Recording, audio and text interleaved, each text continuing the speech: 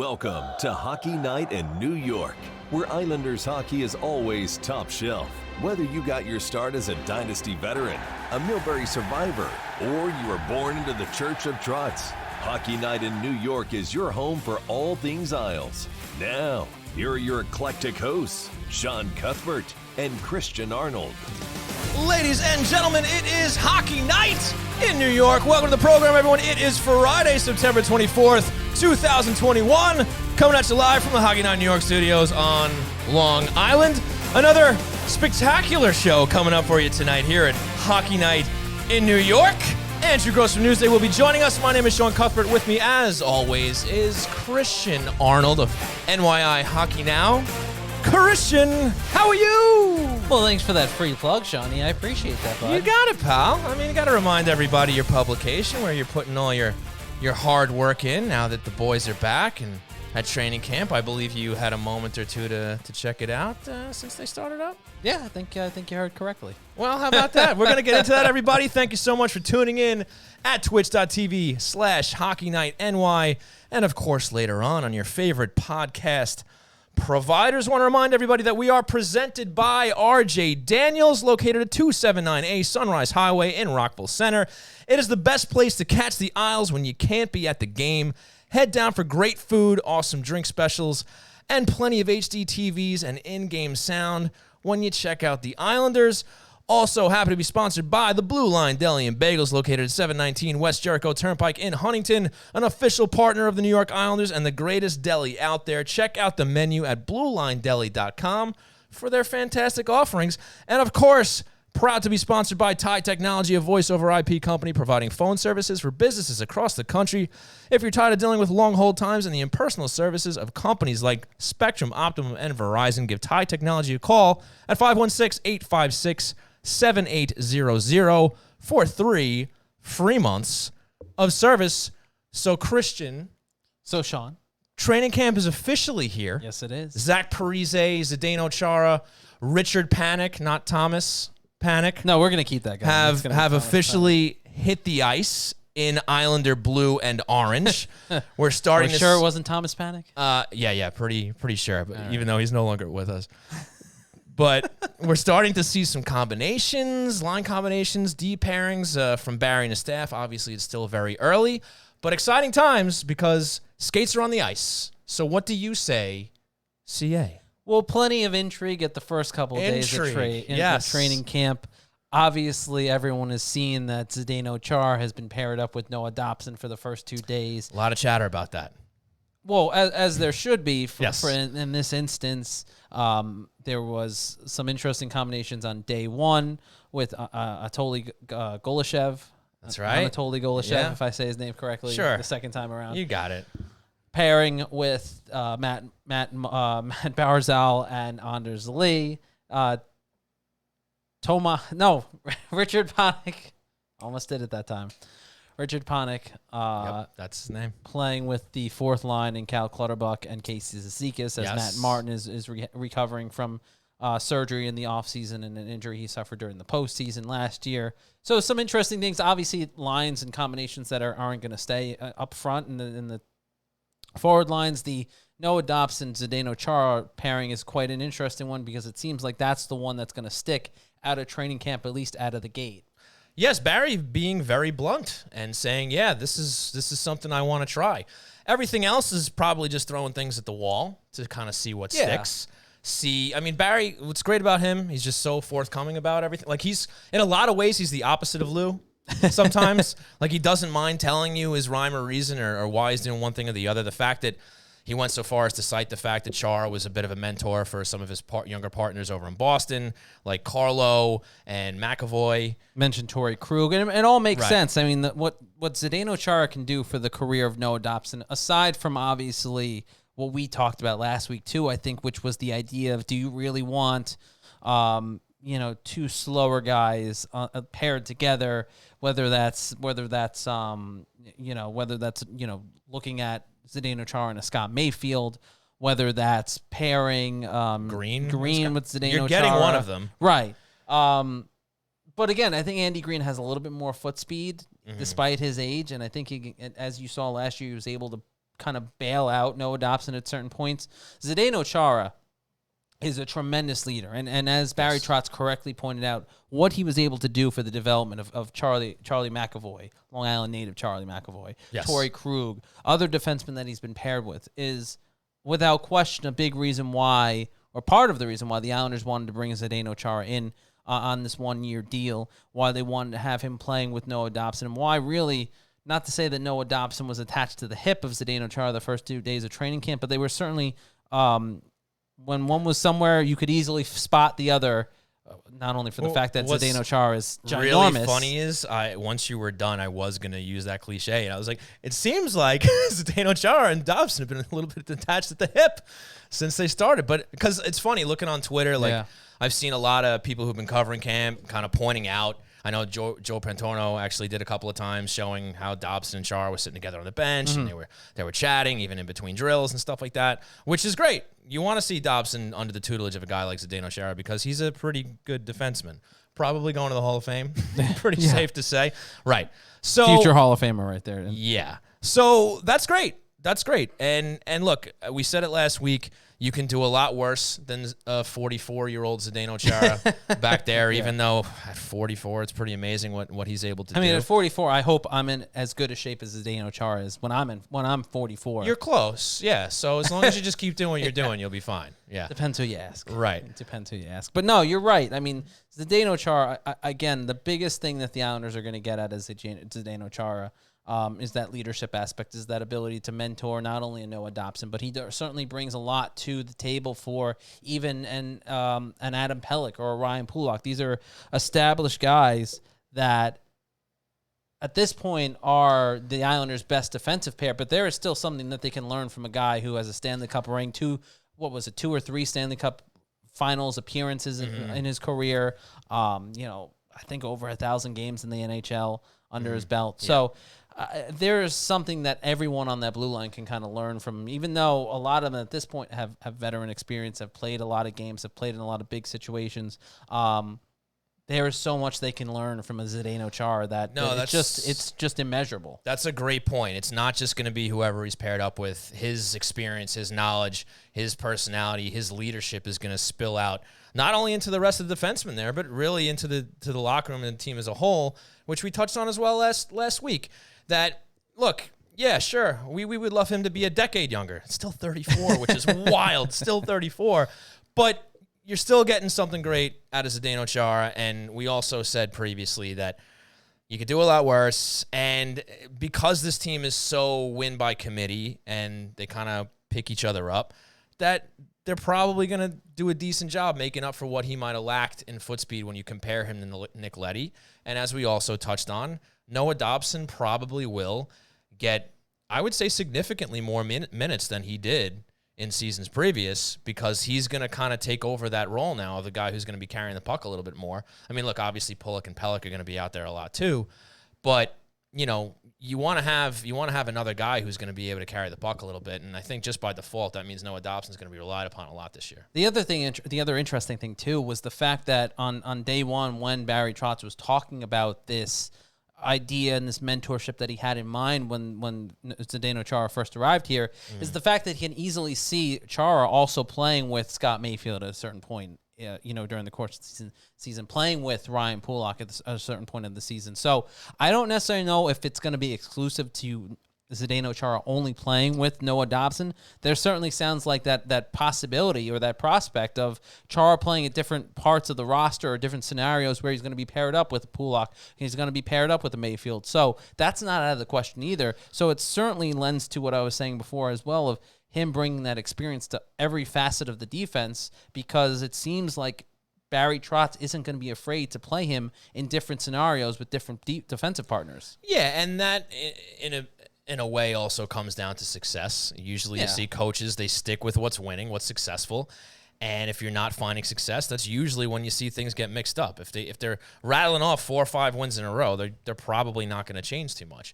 But if they're hitting a bad streak, then they'll probably tinker and move some things around. And we're also going to see who ends up being that spare defenseman. Is Gustafson going to have enough to stick around and be a seventh defenseman? And again, we chatted a little bit about that too last week. Is Chara going to be an 82-game guy if he's healthy? Or are they going to pick spots? And they say, oh, okay, we have this team coming up. They have a little more speed. We'll get Gustafson or whomever in there just to get a different look, whatever the case may be. That's what I'm, most curious about, I think, or at least very curious about when it comes to, Barry's strategy, when it comes to how he's going to handle this defense and just see how different it's going to be now that you have a very significant change from Nick Leddy to Zdeno Chara, and just see how that affects everybody's minutes throughout the lineup. If like last week we talked about maybe getting a little more top-heavy with Pelech and Pulock, and how that's going to filter through the rest. So, I mean, there's still a lot of questions to be answered, as minor as they may be compared to what you typically ask for, during a training camp. But still, I mean, we got to see how this all goes. And then we also have the similar situation with the forwards. We finally got to see Richard Panik in Islander colors, and we'll see if he's going to have a shot to be maybe an extra forward on this team. Like we said before, we pretty much know who the top 12 are going to be. Right. So, and Zach Parise is going to be one of those guys. He's wearing 11, Mel Armenia, as we talked about previously. And Chara's keeping his 33, and I think Panik was wearing 16, right, while he was out there? Yes. So if you're interested in player numbers, that's what we're looking at so far. And you got Roddy is here. Roddy. I'm still not sure on the correct pronunciation. Atu Ratty. Yeah. It is Ratty. Yeah. So he's there. We know that he's going back to Europe afterwards, but it's nice to see him there. It'll be interesting to see just how many minutes he gets from Barry during the preseason games, and I'd love to get a look at him, playing against at least some NHL players. Yeah, I think there is a lot of intrigue. Just to go back to the defensive side as well, I think one of the interesting things to watch this season is, for the first time in about 2 years really, the NHL is going to play a full 82-game schedule, theoretically anyway. Mm-hmm. Right. What will be interesting, obviously, is the playing time that Zdeno Chara got last year. I think he averaged somewhere around 18 and change. Mm-hmm. I think it was about 16 of average ice time. Now, that was sustained over a 56-game schedule plus the playoffs that Boston played in. Mm-hmm.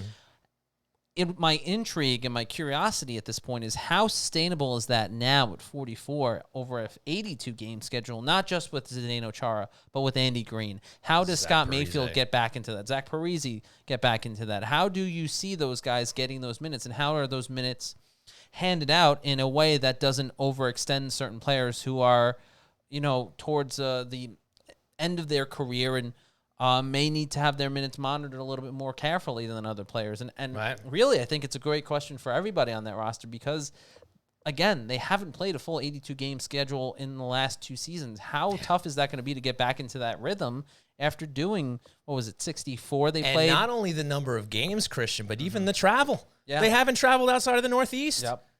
They've been there for a very long time. Last season. Minus the playoffs, yeah. Right. Right. That was the first, when they played Tampa, that was the first time they ventured outside of the Northeast corridor since. Right. Edmonton, Toronto, and Tampa were the furthest cities they've gone in 2 years. Yeah. So, you're going to have all that road stuff in the way too. But we're going to cut this off because we got a break for Andrew. So, folks, I want to thank you all for tuning in to twitch.tv/HockeyNightNY here at Hockey Night in New York. We're going to take that break. When we come back, Andrew Gross of Newsday will join us. It's a new Islander season, and you've got a great spot to catch all the action. RJ Daniels American Bar and Grill in Rockville Center. Inside the bar, or the heated outdoor patio, you won't miss any of the excitement on their wall-to-wall big screen TVs and in-game sound. Enjoy it all with delicious food, drinks, and plenty of specials in a lively atmosphere, staffed by the friendliest folks around. RJ Daniels is in the heart of Rockville Center at 279A Sunrise Highway, just steps from the train station. So come on down, watch the boys in blue and orange continue their quest for Lord Stanley with your fellow Islander diehards. And when the game's not on, stop by for a great meal and a great time 7 days a week. Hang for the late night bar scene or book a party or catering for any occasion. Call 516-536-6258 to make reservations and go to rjdaniels.com to check out the menu. RJ Daniels American Bar and Grill, your home for New York Islanders hockey.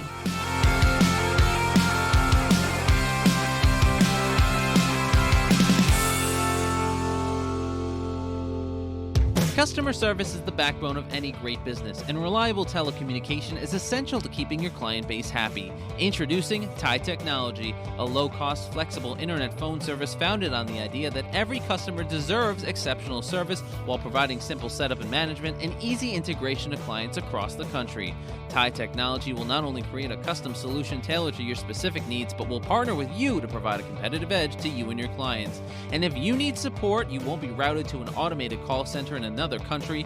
You'll get a live representative that had a personal hand in building your account. So Islander fans, if your business is looking for a change from companies like Spectrum, Verizon, or Optimum, Thai Technology is offering 3 free months of service for any of its affordable packages. Just call 516-856-7800. That's 516-856-7800. Or visit them on the web at thaitechnology.com. That's Thai, T-I-E, technology.com. Thai Technology, the right choice for your internet phone service. Hope you enjoyed the ads. Now let's get back to Hockey Night in New York with Sean Cuthbert and Christian Arnold. Welcome back to the program, ladies and gentlemen. You're listening to Hockey Night in New York, presented by RJ Daniels, and it is time for On the Line, presented by Thai Technology. And on the line with us right now, none other than Newsday's own Mr. Andrew Gross. Andrew, how are you, sir? Sean, Christian, how are you guys? It's great to talk to you. I was thinking about this since we trade off appearances on each other's podcasts and shows. I would be wearing the white away jersey tonight, right? You're wearing the blue home sweaters? Yes, 100%, even though the viewers can very clearly see that I'm wearing gray and Christian's wearing gray. But yes, we are wearing the home sweaters. We will take your word that you're wearing the white. But yes, it is a pleasure to have you back on the show. Training camp is here. It's time to talk Islander hockey once again. And before we get into your camp impressions, I think there was a little bit of a letdown for folks such as yourself and the media that it looks like you're not going to have as much access as we thought from the start, huh? No. The Islanders are the only one of the 32 teams that has opted to at least start out going virtual only via Zoom, no in-person contacts. And I think I've said my piece on this. It's disappointing only in the bigger picture, because I certainly understand, the need for health and safety, but within the bigger picture of the Islanders being an outlier in this, it's not the best situation. And again, no one cares about, media situations. They just want to read the finished product. So that's why it's, this is a sports writer whining moment, but, we wanted to give you a platform. 31 of 32 teams are going to have some kind of in-person access. Doesn't seem like the dressing rooms are going to be open around the league, but that's fine if teams are bringing players out. Right. And, you see the Devils and the Rangers and the other New York team, the Sabres, all with varying degrees of in-person. And then, the other night you see the Boston Bruins very cleverly came up with they filmed some of their players welcoming the media back into the room and talking about how much they missed them over the past, 18 months. Now, obviously, Brad Marchand and Patrice Bergeron, there was a little bit of sarcasm, or at least they had some comedic sarcasm in their voice. Yeah. But the fact that the Bruins at least recognized the situation and took the time to do that, I thought was a really nice gesture, and a little bit of fun. And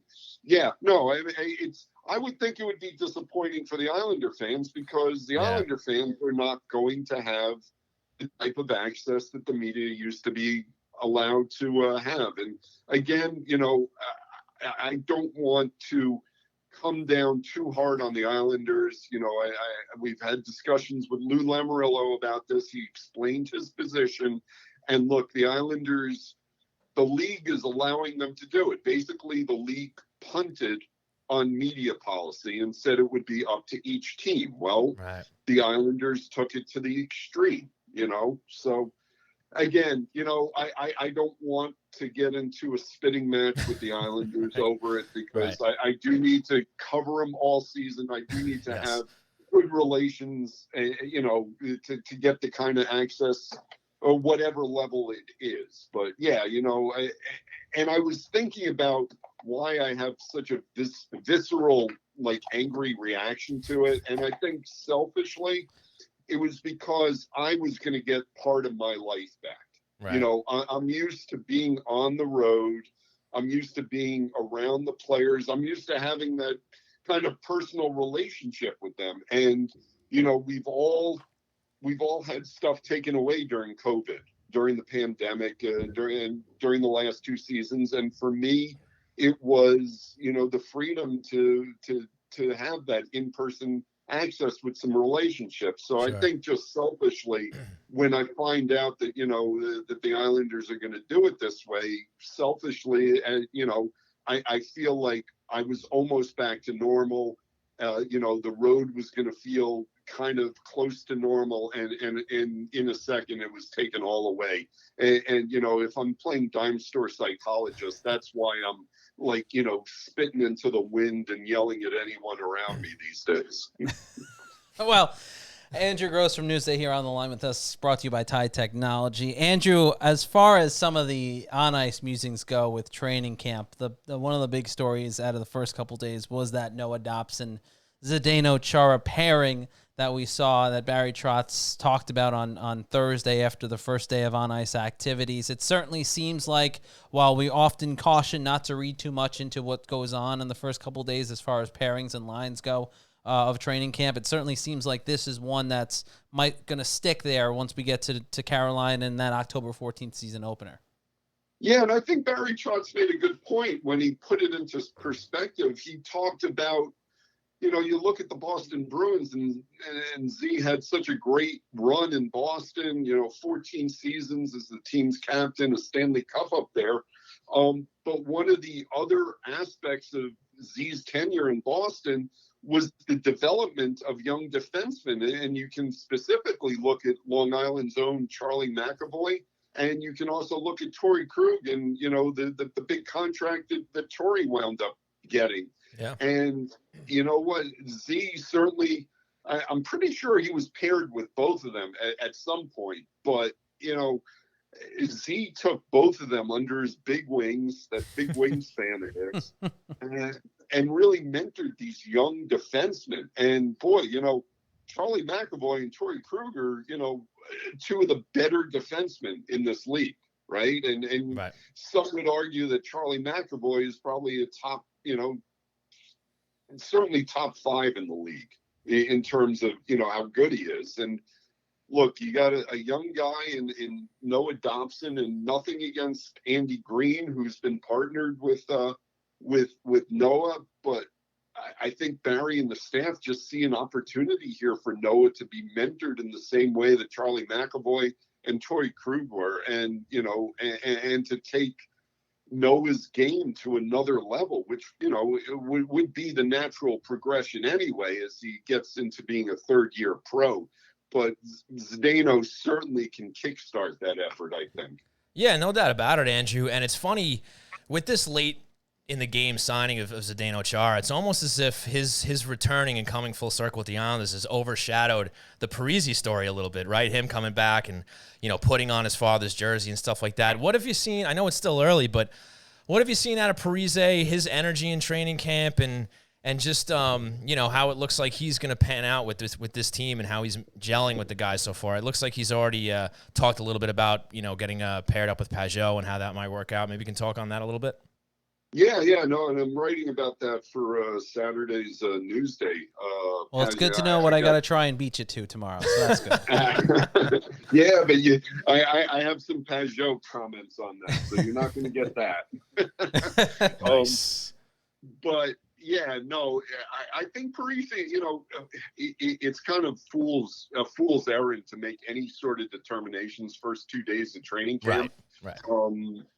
But that being said, Zach looks like what Zach does, which is he gets in on the forecheck pretty hard. He gets around the crease, and he gives his center options, and talking to both Zach and you heard Zach talk today, and talking to Pajot about it, the two of them are really jazzed up about the idea of potentially playing together, and they really think their games can mesh together just because they share a lot of similar traits, in terms of a tenacious forecheck, and also at this point in their careers also understanding very well the other end of it, the play away from the puck, and this notion of get the puck back as quickly as possible so you can get back into the offensive zone. And talking to people about Zach, I don't know how much he will ever say it, but I think he's come into this camp with a real chip to show the Wild that they did not make the correct call. And not only in buying out the last 4 seasons of that $98 million deal, which really becomes more of a financial decision than a player evaluation. Certainly there's player evaluation that goes into it. Sure. But, I think Zach is more ticked off about the fact that he was a healthy scratch so much last season. He wasn't getting, power play one time, that he was taken off the top line. He wasn't getting those minutes, that his role became so diminished in Minnesota. I think that's given him a real chip. And I guess it was last week I was talking to Mike Rupp for a spot on my podcast Island Ice, and Rupper was saying, and obviously he was Zach's teammate when Zach was a young player with the New Jersey Devils. Right. And one of the things Rupper sees as a real positive this season is he thinks Zach will certainly get any, will have an understanding of any role that the coaching staff puts him in. If it's a third line role, if it's a role where he's only getting 8 to 10 minutes a game, or even 6 to 8 minutes a game, Zach is going to understand that. And what Rupper was saying was he couldn't stomach it in Minnesota because the team was not winning, and he didn't see options on the roster that potentially could play better than him.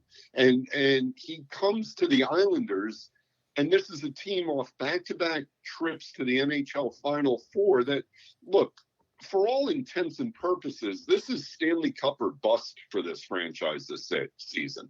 That's got to be the mentality after coming so close the last 2 seasons. And Rupper was saying Parise will do whatever it takes to fit into this culture just because he knows the team has such a good chance of winning. So for all those reasons, I think Zach will fit in very nicely. I think he's going to play very nicely with Pajot and maybe even Palmieri on that line. We have yet to see who might be on the other side. Right. And also who might be on the other side of Anders Lee and Matthew Barzal, whether that might be a Kyle Palmieri or an Oliver Wahlstrom. But either way, Parise is going to be playing with 2 very talented players, and you would think either Pajot or, certainly Pajot, I would think at this point. Mm-hmm. And it's either probably going to be Palmieri or Wahlstrom, and you can't go wrong either way. Talking with Andrew Gross here on the line, brought to you by our friends over at Tide Technology. Of course, Andrew from Newsday and the host of the Island Ice podcast, which you can listen to on all podcasting platforms after you listen to us and watch us on Twitch. I want to make that abundantly clear. While we plug his podcast, you must listen to ours before you listen to his. Andrew, with that in mind, with what you were just talking about with Parise and Pajot, obviously the likely duo on that third line, the question is naturally who is playing that third line, and obviously that impacts who's playing on that top line. Again, as you pointed out, we didn't see Kyle Palmieri or Wahlstrom on that top line with Matthew Barzal and Anders Lee during the first couple days of camp. Golashev actually got a chance there that first day to play alongside the two of them. When it comes down to Wahlstrom and Palmieri, though, where do you see those two kind of falling into place with the lineup come that October 14th season opener? Well, here's the thing. I'll answer the question, and I'll try and project as if I'm thinking like Barry Trotz, but if history has shown anything, anytime I try and think like Barry Trotz, Barry Trotz does the opposite. It's like I'm the George Costanza for Barry Trotz. He just does the opposite. But if it's me, right, and everyone's healthy, I probably start Kyle Palmieri up with Matthew Barzal and Anders Lee, just based on that glimpse we saw in the playoffs of how effective Palmieri and Barzal can be together. And you got to figure, with Anders Lee instead of Leo Komarov on the left wing there, that's even more potent. And also, I think that gives Oliver Wahlstrom a chance to ease into the season without, those that hyped expectation of, top line right wing Oliver Wahlstrom. He's got to produce immediately. And certainly, I think Oliver can play up there. It's going to be a matter of, because that line's going to get more minutes than Wally would if he's on, a third line, certainly. So it's if the coaching staff trusts Wally enough defensively to have him out there against other teams' top lines on a consistent basis. And for those reasons, I would think that Palmieri might get the first crack up there. And also remember, and I almost hate throwing this out because I think Oliver Wahlstrom should be an absolute gimme for the top 12 amongst the forwards, certainly amongst the top 9.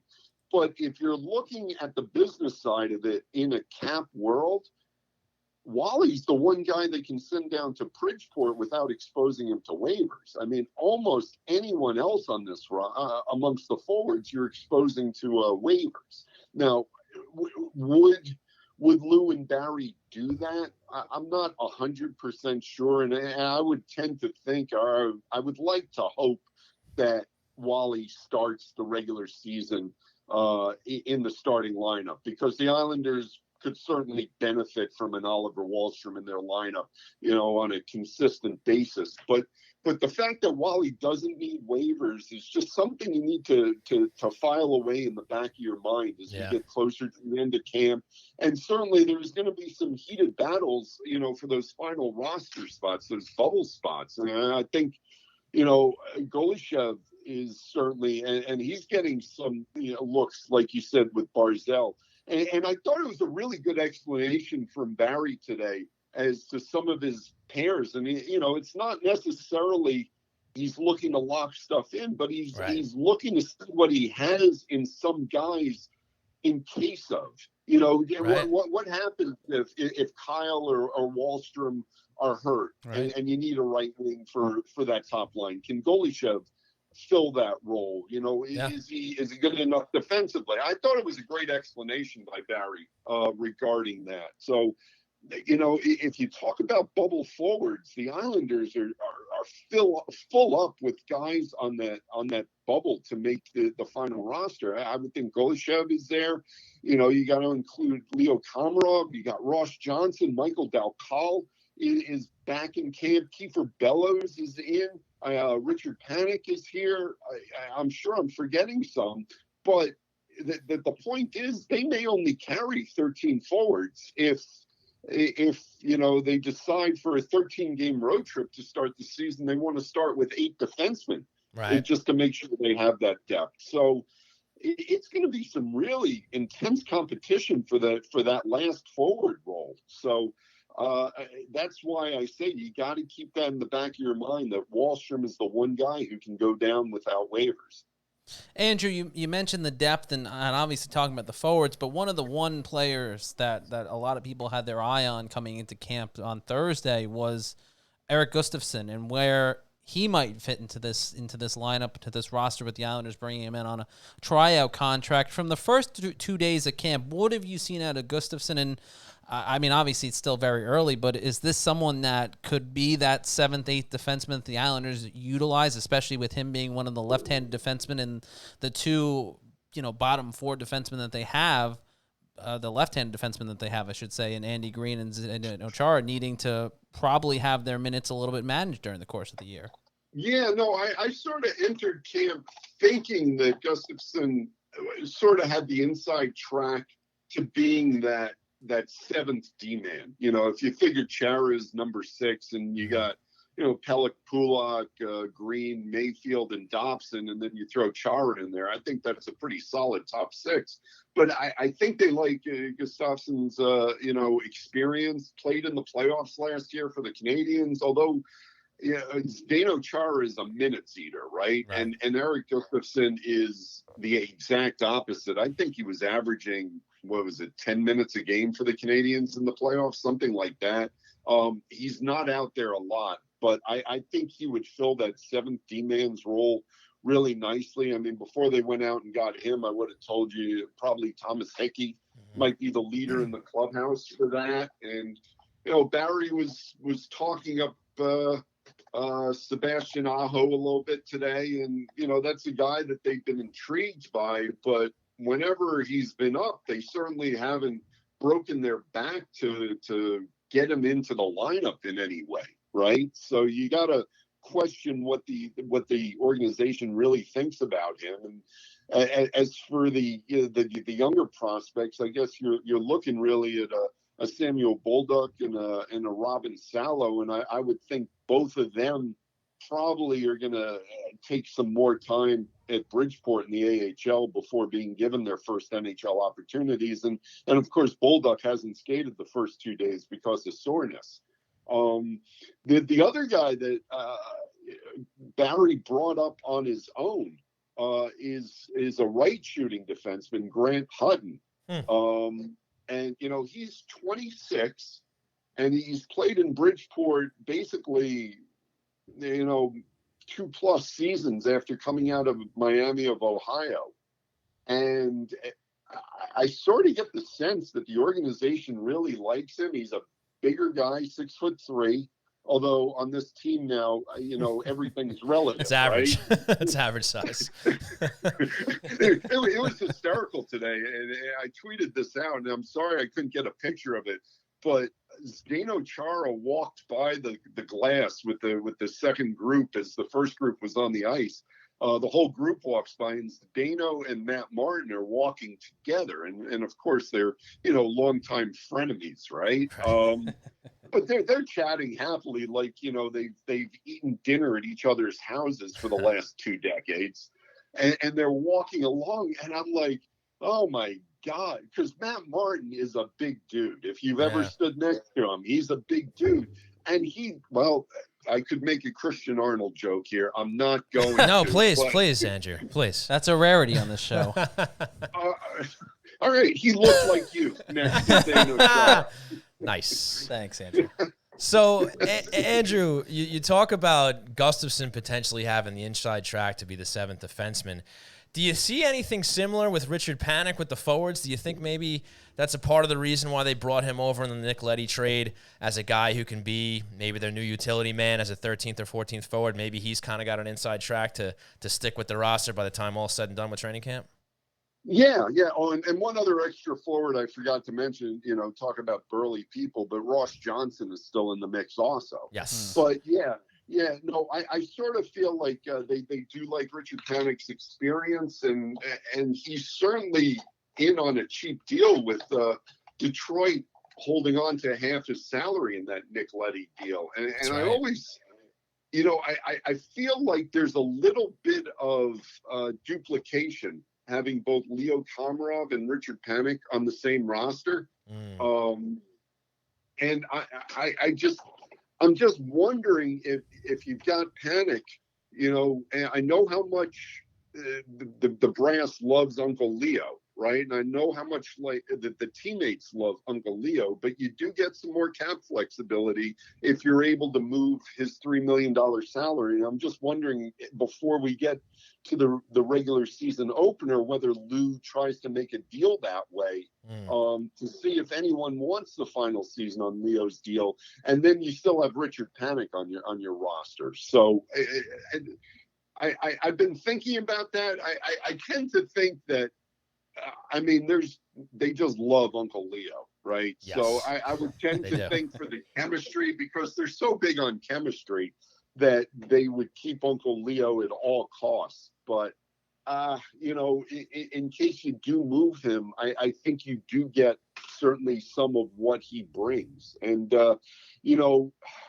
if Matt Martin can't start the season, and let's face it, the way they're talking about him, it doesn't seem like it's 100% that he's going to be ready when the puck drops on October 14th. So now you're looking for a left wing on that Casey Cizikas, Cal Clutterbuck line, and the way they're using Panic in training camp is leading me to believe that maybe Panic is on that left wing with Cizikas and Clutter to start the season. Talking with Andrew Gross from Newsday, also the host of the Island Ice podcast, here on the line, brought to you by our friends over at Tide Technology. And Andrew, I would be remiss if I didn't take the opportunity to ask you this. Shawnee was a little confused earlier. We were talking about Zdeno Chara. It happens. Before the show. Oh, I was going to say, I am the last person to look for help when someone else is confused. I don't know where he's going with this, so I'm curious to see what's happening right now. I'm springing this on Sean. I guarantee you I will muddle the situation further, but go ahead. Sean we were talking about Zdeno Chara and how tall he was, and Sean, I'm pretty now sure I know where this is going. Misremembered how tall you are, because he looked at me. He's probably only a couple inches taller than Andrew, right? I'm looking at him like he's joking, and he's like, no, Andrew's tall, right? I said, no, Andrew's not tall. But in the moment, I'm kind of blanking, even though I literally saw you yesterday, how tall you are. So, are you tall, Andrew? That's my question. No, I'm not. I mean. I'm taller than my dad was. I mean, that's not a good frame of reference for us. Yeah. No, Zdeno Chara is 6'9". Matt Martin is 6'3", and as I just said, he dwarfed Matt Martin. No, I am at my peak. I got to 5'11" and 3/4, and one of the biggest disappointments really of my padding life those stats. I could not make it to 6 feet. I always wanted to get to 6 feet. I wound up a 1/4 inch short, and now, spinal compression. I'm sure I'm back down, in the 5'10" range at this point. And he's cracking jokes at my expense about his height. Also, on a more serious note, Andrew, our friend of everybody, Donald Rosner, is in our Twitch chat right now. Yes, and he he wanted is. me to ask you, because we have you on, because obviously I'm one of the biggest proponents of this happening. He wanted to make sure if you accept a Sloppy Joe as the gross sandwich at Blue Line Deli. Oh my God, yeah. I felt really bad because my plan today was to actually stop in at Blue Line because I had to go out to the Newsday office in Melville after, long story short, I needed to go from the practice rink to Melville. And I'm like, this is perfect. It's lunchtime. I'm going to stop off at Blue Line. I'm going to say hi to everyone. And then I'm going to go to the office. And because of the COVID pandemic, and not to bore everyone, but I had to fill out an online form saying that, yes, I'm well. I'm not sick. So I get confirmation to enter the Newsday office, and then I get confirmation of that, and then I'm told that this is only good for an hour. You have to, and I'm like, yeah, you get approved, but somehow in that hour, maybe you catch COVID. So it's no good after an hour. I'm like, you know what? If I go to Blue Line Deli, I know I'm going to sit around. I'm going to chat. I'll probably eat there. Probably would have spent a full hour there alone. Yeah. Yeah, exactly. So no, tell Donald a Sloppy Joe. Make it a gross Sloppy Joe or something like that. We are making Blue Line sandwiches live on the air here on Hockey Night New York with Andrew Gross. I've been lobbying this for months and months and months. I know. Yes, you have. For my own amusement.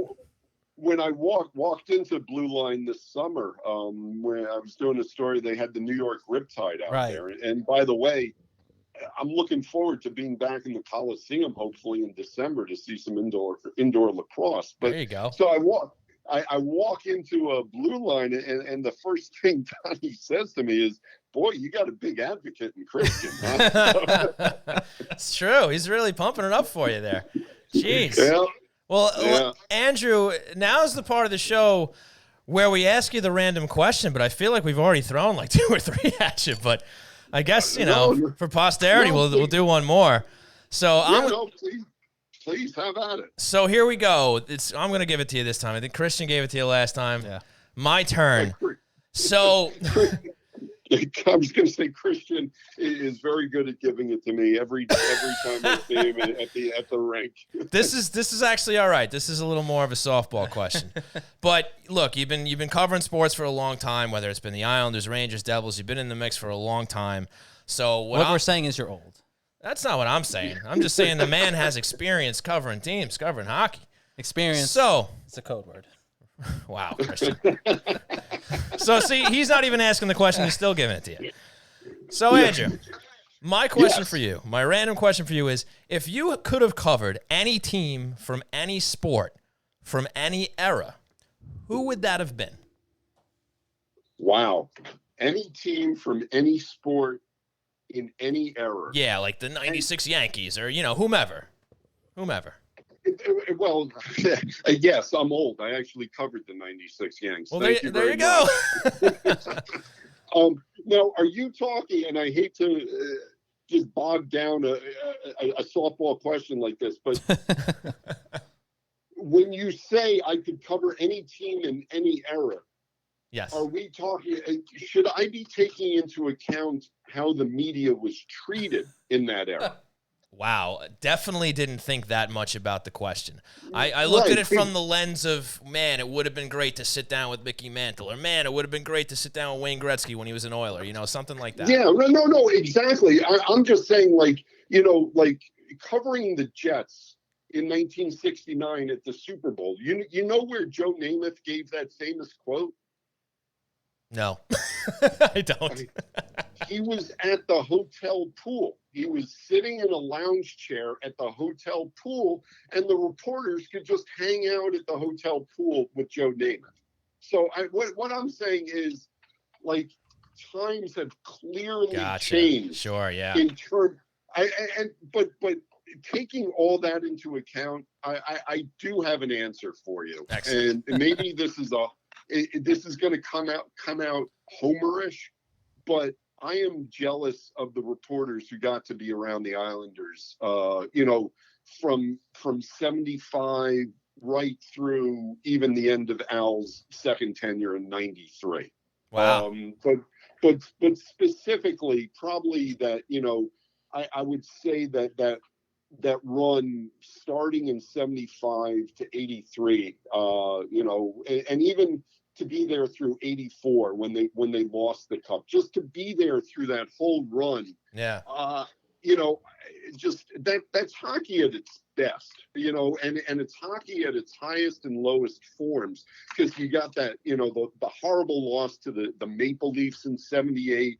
You're watching a dynasty grow underneath you, and then you're seeing it bloom, and then you're seeing it, finally come to its conclusion. And just having gotten to know those guys now, I can't imagine how much fun it would have been to be around them as players. And also because back then the players socialized with the media. I would have seen them away from the rink. I would have had dinners with these guys. I would have called them friends. I would have called them lifelong friends, so I would say that if I could cover any team, any era, it would be the Islanders from 75 to 84.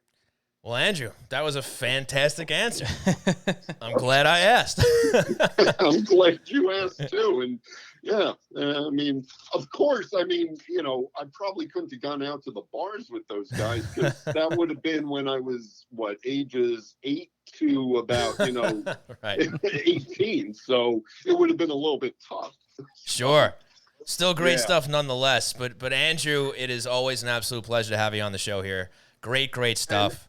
Go ahead. And absolutely, we're going to have to switch jerseys. I'm going to have to put on my blue jersey and get you guys to wear the white jersey, and we'll have you back on Island Ice soon. We are ready when you are, Andrew. Thank you so much for joining us. Yep. Remember, folks, you can follow him on Twitter at @AGrossNewsday. You can catch him at Newsday, and you can catch him hosting the Island Ice podcast. Andrew, thank you so much. We will definitely be talking to you soon.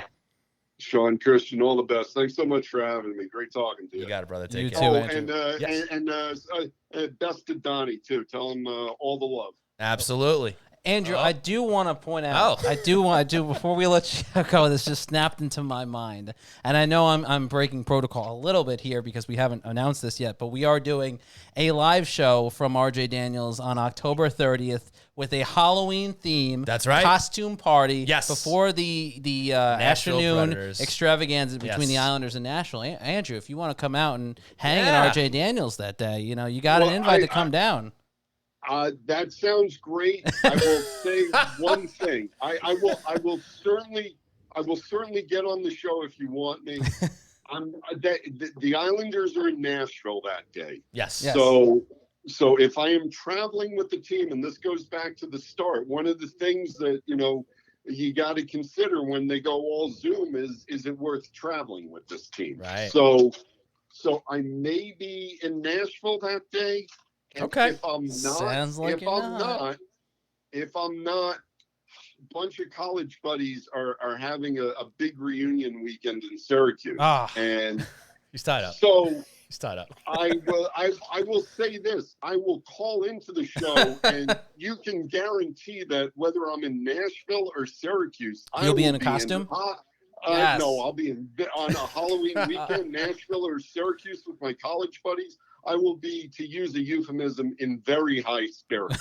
So. Excellent. Well, we'll have you one way or the other. Sorry, Christian, put you on the spot there. Oh, no. That was my plan all along. No. My whole life is is about being put on the spot. So no worries. Love it. Well, Andrew, again, absolute pleasure. We'll be talking to you soon. Take care. Enjoy the rest of your night. All right, bud? All right. You too, guys. Be well. Stay healthy. You too. Take care. All right, folks, that was the great Andrew Gross of Newsday and the Island Ice podcast. I couldn't help on the line. I actually had that plan from the beginning. There was to you by no Tide spur Technology. Oh, really? Yeah, you had that in the back of your mind. I thought of that a good job on the car ride from my home to the studio today. Right. By the way, guys, just so if you didn't understand, we are doing, this is official now, our first live show in our new partnership with RJ Daniels, October 30th. The Islanders play the Nashville Predators that afternoon. We'll be doing a live pregame show from RJ Daniels, costumes, Halloween theme, a lot of fun, a lot of things still in the works that we can't announce just yet. Details, but it will be an absolute blast, and if you do come, which we expect a lot of you to show up, you are encouraged, almost mandatory, but we won't use that word. Almost mandatory. To wear a costume. I'm pretty sure Sean and I are going to be doing the same thing. But yeah, we're going to figure it out. And see. Yeah, we're going to figure it out. I wouldn't say it's mandatory. We certainly don't want to deter you guys from coming down. But yes, we have a viewing party in the works for that game on the Saturday afternoon against the Nashville Predators. Again, still working out details, but we'll probably have a costume, best costume prize, stuff like that. We're going to have a lot of fun. For you guys who have come out to the events, we like to have a good time and plenty of prizes, raffles, all that good stuff. So that will definitely be going on. And that's going to be something we're going to be doing regularly with RJ Daniels, probably once a month. I believe we mentioned that the first show we came back. But just to remind you guys, look out for hopefully one viewing party per month, probably on the weekend. And again, we will have more details. But yes, book it. It's happening Saturday, October 30th. The Halloween Hockey Night in New York, RJ Daniels extravaganza. Yeah. Will probably go live around 12:30 because I believe puck drop is at 2. But again, we'll update you on that because we got, 4 shows between now and then at least? So don't worry. The details will be rolling out, but it's going to be a great time. There'll be food specials, drink specials, all that good stuff. And, of course, the wonderful hospitality from the staff over at RJ Daniels. So, yes, more details to come. You might say that's on tap, Christian. Yes. You might say... And now, it's time for What's on Tap. Brought to you by RJ Daniels, American Bar and Grill. I really hope you didn't pay the guy from Bar Rescue too much to do that voiceover. Why? You don't think he did a good job? No, he did. I just hope he didn't blow through our entire budget on that. No, we're good. We can still afford socks and stuff like that, so we'll be all right. We'll be fine. We can still keep our feet warm in the winter and stuff. Okay. Yeah, we'll be fine. I was checking to see if you were wearing socks. I'm not. I'm not, but they don't know that, so it doesn't matter. It doesn't matter. We live in a new world here. It's 2021. It's all waist up. Doesn't matter what's going on downtown. Doesn't matter. That sounds. You okay? Is this it? Is this off the rails? If only we still had Manscaped, there would be a joke to be made there. Yeah, or we a could have tied segue that to be in. made. Well, unfortunately. Good thing we're on top of this 4 months later. That's right. But anyway, it's time for What's on Tap, brought to you by our great friends over at RJ Daniels. So, Christian, we finally got some games, even though they don't count. But we finally have some games to talk about, and that starts with Sunday against the New York Strangers at Madison Square Garden. I think that's a 6 p.m. start on Sunday. 7 p.m. game, New York. Like I said, a 7 p.m. Islanders start. And the New York Rangers, their first matchup of the preseason, the first test that we'll see of what the roster that the Islanders do ice that night will be comprised of. It doesn't sound like Anders Lee is going to play much early on in the preseason, so I would scratch him out of these games that are on tap, starting with the New York Ranger game. They play the Philadelphia Flyers in Philadelphia on Tuesday. I would assume that Anders Lee is not going to play in that one. And then they also play a preseason game in Bridgeport next Saturday against the New Jersey Devils. That is a 2 o'clock start, just in case anyone was wondering and wanted to go there. 2 o'clock at Webster Bank Arena in Bridgeport, Connecticut. Those three are the first games that we'll see of the preseason. Those three will be the first real tests that we'll get a chance to see Islander players in, and fans that aren't able to go to the game. MSG Plus will broadcast tomorrow, Sunday's game at Madison Square Garden on MSG Plus. I'm not sure if it's going to be the Islander crew or it's going to be probably going to be the Ranger crew, but it will be broadcast nonetheless. Times change, maybe, but it's probably going to be the Rangers. It's probably going to be the Rangers. Yeah, I would assume. I would imagine. It won't be both. Yeah, they won't do that for the preseason. Do we know about the other games? Are they going to be telecast? Probably not. If it's not for preseason games, maybe the Devil game because it's too MSG. The Devil game on Thursday, October 7th, is going to be broadcast on MSG Plus. Okay. And then the Islander Ranger game, October 9th at Webster Bank Arena. That's a Saturday at 7 p.m. That will be also broadcast on MSG Plus. The MSG networks actually just released their television schedules for the Rangers, Islanders, and Devils today. Yes. Okay. Very good. Okay. So, look, we got some games coming up. We'll probably see some more interesting line combinations and defensive combos. I mean, I'm really intrigued with this first preseason game because, like I said, it's really going to be the first in-game test we're going to see of this lineup, and I have to imagine it's going to be a little bit of mixing and matching. It's going to be some of those interesting line combinations that we've seen through the first couple of days of camp, and that's exciting. Understandably, that's not the lines we're going to see come October 14th. Right. But I think the fun of it all, the fun and what you try and take out of these preseason games, because they can be a bit monotonous too as well. Sure. But I think there's overall an excitement just to kind of have some normalcy back. I think what you take away from these first couple preseason games is what those guys that are on the bubble, the players that Andrew mentioned, the Ross Johnstons, the Golashevs, the Michael Dow-Coles, what are they going to do with these opportunities when they get the chance to play in-game action? Because for those guys, this is one of their only chances to really prove to the coaching staff that they're not going to be in the lineup, because I think that the 12 forwards that we're going to see all season are pretty much set in stone, or at least to start the season. But who are going to be those extra forwards? This is their first true test. This is their chance to really make a mark. And while there are certain guys I think you can kind of go, all right, they're going to play their hearts out and they're going to give a good push, but they're not going to be there. There are a couple guys on the bubble that I think are going to be really interesting to watch. I think, interestingly enough, it'll be, one of those guys is going to be a Leo Komarov. One of those guys is going to be a Ross Johnston. One of those guys, obviously, Thomas Panik. I did it again. Son of a gun. Richard Panik. Love it. Might as well just officially on Hockey Night New York. If he sticks with the team on this show, he's just going to be Thomas Panik. Richard Panik getting an opportunity, seeing what he can really do. Because the interesting thing is Barry Trotz really doesn't know too much about Richard Panik, right? He even said as much the other day. He had an understanding that he's kind of has an edge to his game. He can kind of get under the skin of guys. It's happened to Islander players before in the past, but he really is putting him out there to see what he can do and where he's going to fit. If he's a top 6 guy, if he's a top 9 guy, or if he's a 4th line guy. Right now, It seems like Barry Trotz, by the edge that he knows he has in his game, is pushing him or keeping him towards that 4th line kind of role that a Matt Martin was going to play. Because it is questionable right now whether Martin is going to be ready for that first game. I think at the end of the day, he'll be ready to play October 14th for that season opener. But just to know that you have that ace in the back pocket, that guy that can fill that role, because that is such an important role on this team, and play that Matt Martin style of game and kind of play that physical game with an edge that can kind of get under other opposing teams' skin, it's good to have that because Leo Komarov is also someone that's played that that fourth line role as well. And I don't think as much as Leo brings to the roster and brings to the team, I don't know if that's a great role for him either because it's not necessarily the style that he plays. And when you don't have someone that matches that style with Cizikas and Clutterbuck out there, it takes away from the effectiveness of that fourth line. Oh, for sure. And that's something that's been a common theme with this team. And it's been pointed out in the show in the past where when one of those guys aren't there, it's just not the same. I mean, they really are a sum of all their parts. Just the way those three guys seem to gel together, it really just makes for, I mean, it's kind of like the EA Sports NHL, right? Like the chemistry ratings and stuff like that. Like if you put anybody else there, it's not going to be green, right? It's going to be red or yellow, whatever the case may be. But yeah, no, it's true. And Andrew made a good point to bring up the fact that Barry was like, hey, I got to see what these guys can do if and when they end up in the lineup. And it's true. And it's just crazy that the biggest battles in this training camp are for who's going to sit in the press box.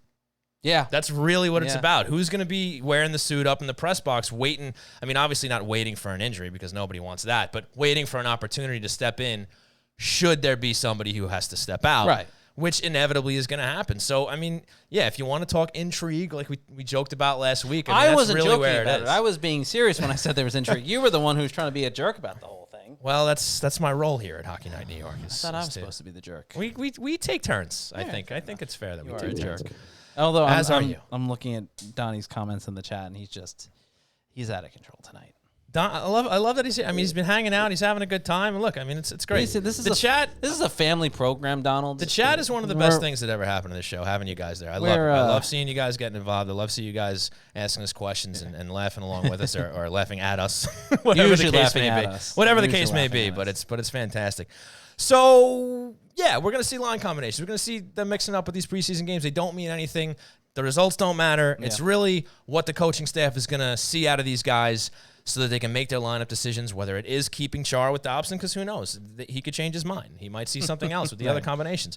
And, whether it's going to be Wally up top or whether it's going to be Palmieri, or if Barry throws a total curveball at us, which we don't expect, but I wouldn't rule it out because Barry plays by his own rules. And he might see something in somebody that, we just didn't expect. I mean, that's the beauty of this thing. Maybe a young guy really impresses. Maybe somebody's coming along a lot quicker than we thought. You never know. But I think we know who the 18 guys are going to be. We said it last week. We're going to say it again this week. We pretty much know. It's more a matter of who goes where and who's going to stick around and hang out in the press box. I couldn't have said it better myself, Sean. Rangers, Philly, Devils. Yes. That's what's on tap. And the first home preseason game being the Devils game at Webster Bank Arena on Saturday. And will Islander fans have an opportunity to cross paths with you? Will you be attending these games? I will be in New York and will be in Manhattan for the Sunday game against the Rangers. And okay, watch out from there. Stay away. I will be in Bridgeport for the Saturday game against the New Jersey Devils. Maybe don't go to Connecticut. Okay. Wow. All right. Messed up. That was What's on Tap, brought to you by RJ Daniels, American Bar and Grill. That was What's on Tap, brought to you by RJ Daniels, American Bar and Grill, and it's nice to finally have some games on tap. Yeah. And when we get to the regular season, we'll get a little more in depth. I mean, look, all the teams that are going to be playing this week are going to be answering, trying to answer the same questions. Who goes where? Armenia is going to be at Webster Bank Arena on October 2. There we go. Say hello. All Don't right. listen to Sean. He's a jerk. If you avoid him, I wouldn't blame you. But if he's there, I get it. He gets it. He understands. He gets it. I get it. No, that's good. I'm glad to see some of you guys are going. That's excellent. That's fantastic. So, and honestly, Bridgeport's such a. I mean, let me fix how I was going to say this. Okay. Webster Bank Arena is such a nice facility, and it's a great place to see a hockey game. And not pushing anyone to buy tickets or anything like that, but it is a fun experience when you're able to go up there for a hockey game. Yeah, been there. Used to do a couple of bus trips with some friends. It was a great time. Oh, really? Get a bus, go over there, spend usually like an afternoon game. Yeah. Hang out, have some soft drinks, have a good time. Soft drinks. Yes. Oh, sodas. Yeah, sodies and all that good stuff. Yeah, it's a good time. White Claws. No, it's been long enough where like White Claws weren't a thing back when we used to do those trips. Gotcha. Yeah, the hard seltzer weren't popular back then. Definitely not White Claws in these glasses. No, it's actually literally not. Don't give the audience any ideas. Winking at the camera.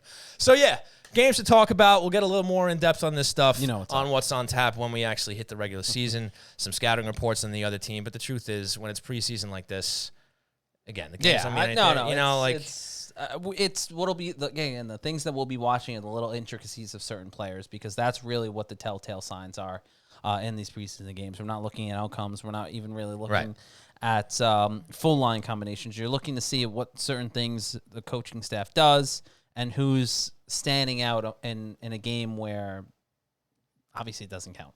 Right. So exactly. So how do you? That's what's on tap. That's what's on tap, ladies and gentlemen. So how do you feel about talking about heroes? You into that? I mean, the guy who makes them is here, so we probably should. I mean, he's hanging out with us. Does he want to send us a hero? Because I'm starving. It's a little late for that. I don't think it's going to make it from Huntington. We're not exactly close. Damn. So, folks, we're going to take a quick break. We want to thank all of you, as always, for tuning in here at twitch.tv/HockeyNightNY. And, of course, at your favorite podcast providers, we're going to take a quick break. And when we come back, it is time for the Hero of the Week. The only thing better than a great Long Island deli is a great Long Island deli run by die-hard Islander fans. Blue Line Deli and Bagels, located at 719 West Jericho Turnpike in Huntington, will make any Islander fan feel right at home with its familiar blue and orange theme and Isles decor. Blue Line Deli and Bagels proudly serves Bagel Boss bagels, along with breakfast favorites, hockey-themed heroes, quesadillas, salads, fresh-made smoothies, and much more. So stop on in for delicious food, a clean atmosphere, and a happy staff ready to greet you with friendly service no matter what team you support. Want to place an order for pickup? Call 631-944-3222 or visit BlueLineDeli.com to check out the menu and order online. Blue Line Deli and Bagels, where the great selections will have you saying, yes, yes, yes.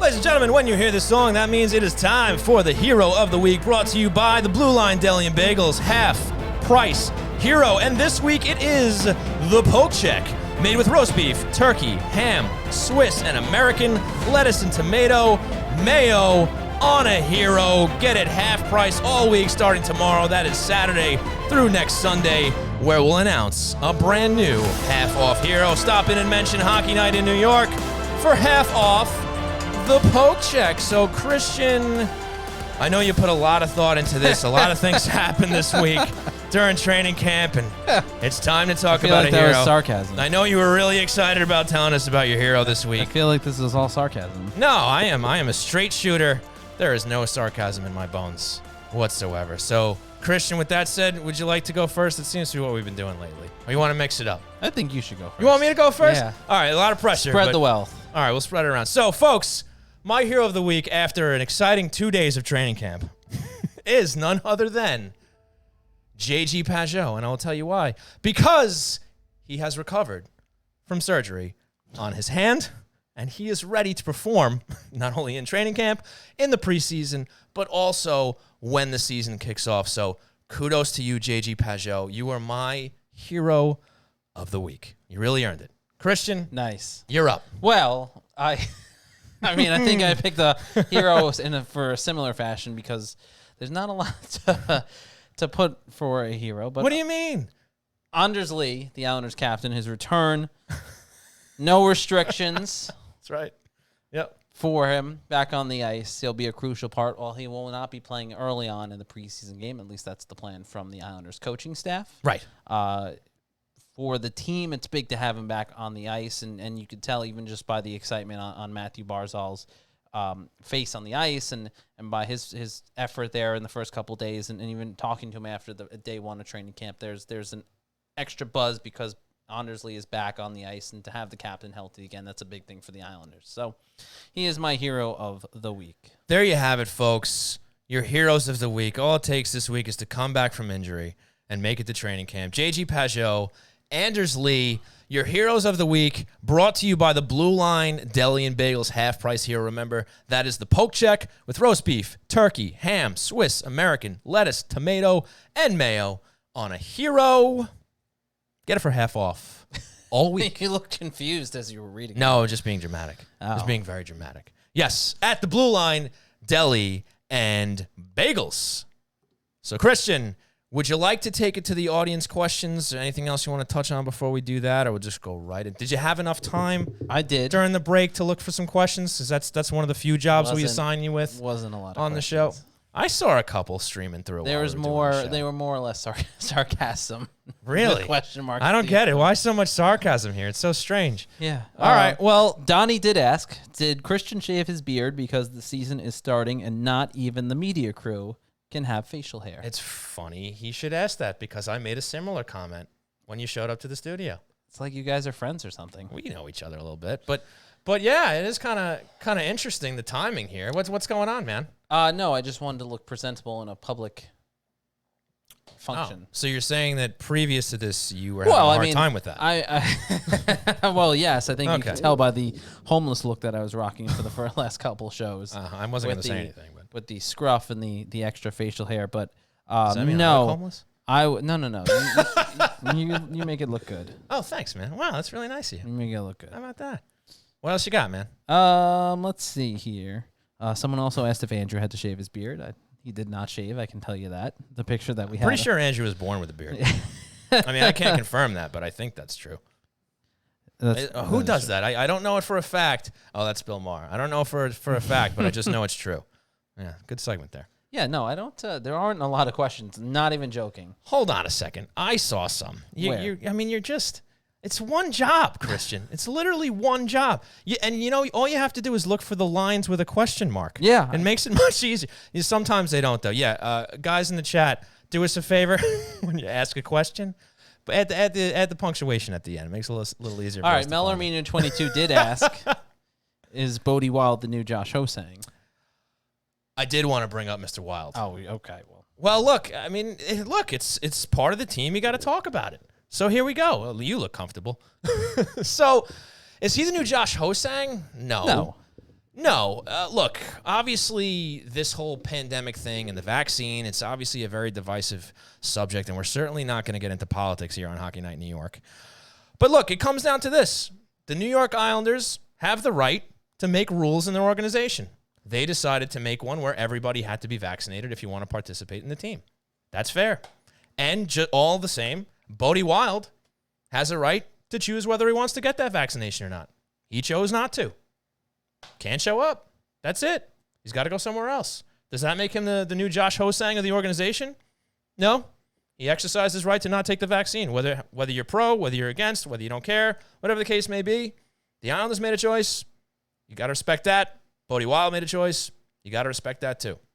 And that's it. Whether you agree with it or not, that's how it is. And it seems amicable between the two, even though if you read Wild's comment on Instagram, it didn't exactly sound like he was pleased, which who would be, because you want to play, you want to have your best opportunity to further your career and whatnot. But look, this is the rule. It's just like Lou's rule of shaving.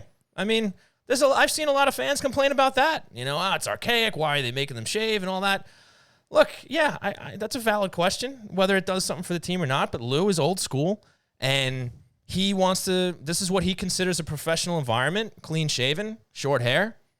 George Steinbrenner used to do that with the Yankees. Whether you agree with it or not, he runs the team. He makes the rules, and if you want to play, you got to follow the rules. Bodie said no thanks. All right, you're off to Europe or wherever you're going. And look, hopefully this stuff, subsides over time. Hopefully the numbers get better, whatever the case may be, and we get to a place where you don't have to not force, but strongly encourage a vaccination on your players and on your staff. And hopefully we'll see Bodie Wild back with the Islanders sooner than later. They've already come out and said they're not giving up on the kid. They want to just get him in the best place where he can play. And that's that. And hopefully his career doesn't suffer from it. And that's it. These are the decisions that were made. You have anything you want to just keep going? I was looking for questions. I was trying to. Okay, good. But Did you find again, anything? there aren't. With news of St. Louis, is Lou hiring back Garth Snow with the sole responsibility of making trades with Chiarelli? That was a question. Give me that one more time. With the news out of St. Louis, Yeah. Oh, okay. Yeah.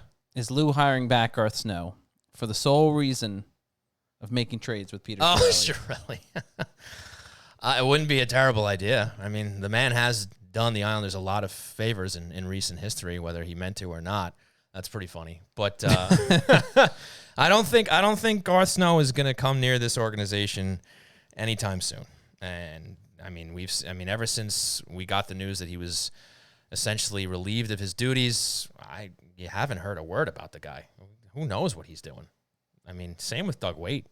I mean, what are those guys doing? You haven't heard anything ever since Lou got in charge. I mean, in fairness, Garth did sit at the draft table with him for that first draft when he took over. Well, he was still, I think he was still some sort of special advisor. Or Yeah, something it was. at Look, that he point. was helping to ease the transition. He was still using Garth's scouts.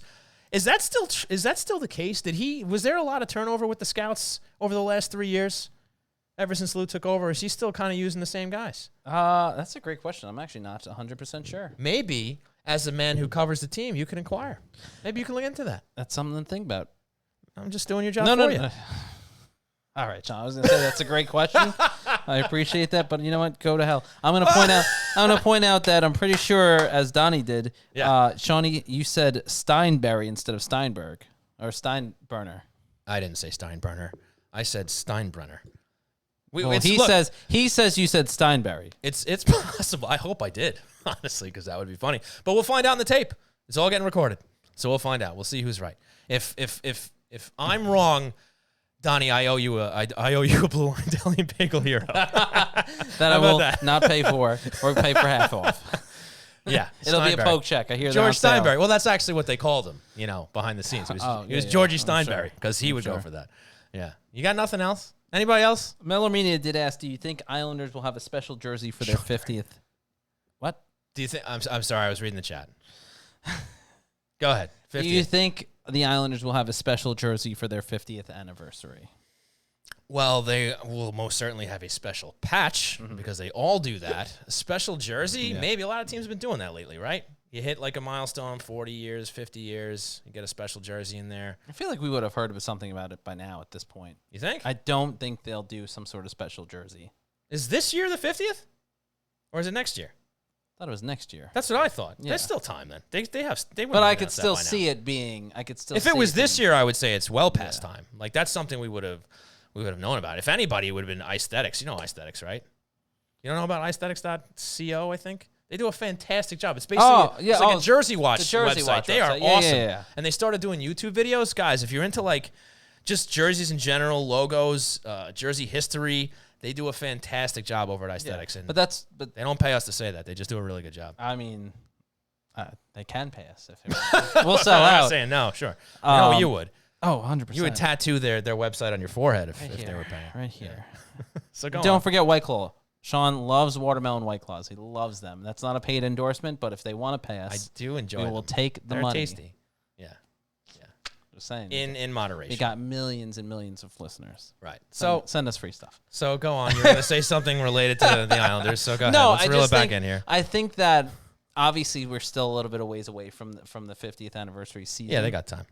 But I don't foresee a special jersey. Like I think we'll see a special patch, and if we're back to things being normal by that point, or whatever normal will be in 2022, we'll see a lot of ceremonies. I think John Ledecky and Scott Malkin have done a tremendous job in really embracing the history of the New York Islanders and the franchise and everybody that's worn the Islanders jersey, from obviously the greats, the Clark Gillies, the Mike Bossies, the Brian Trottier's, the Butch Gorings, all the way down to guys that played 3 games as Islanders. They've all been welcomed back. And I think that will be something that's on the forefront for them when we get to that point. Right now, I think everyone's just hoping that they can get back to the playoffs and continue the success that they've had the last couple of years. So I don't foresee a jersey. I foresee a patch and a lot of celebrations throughout that 50th season. I wouldn't rule out a jersey, but because Lou is the man in charge, I would not be surprised if they didn't. Because he just, like,